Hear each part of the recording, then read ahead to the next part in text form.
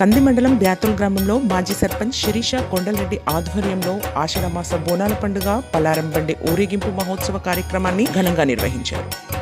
అంగరంగ వైభవంగా బోనాల ఊరేగింపుని పోతరాజుల విన్యాసాలు ఆటపాటలతో పోచమతల్లి దేవాలయం వరకు నిర్వహించి అమ్మవారికి బోనం సమర్పించిన మహిళలు. ఆషాఢమాస బోనాల పండుగ మహోత్సవంలో బీఆర్ఎస్ గ్రామ అధ్యక్షుడు సుదర్శన్ గౌడ్, గ్రామ పెద్దలు సికిందర్, నగేష్, నర్సింహులు, శ్రీనివాస్, కిషన్, శంకర్, సామాగౌడ్, యువకులు మహేష్ గౌడ్, భాస్కర్ గౌడ్, ప్రసాద్, కిషన్, నర్సింహులు, మోహన్తో పాటు పెద్ద సంఖ్యలో మహిళలు, గ్రామస్తులు పాల్గొన్నారు.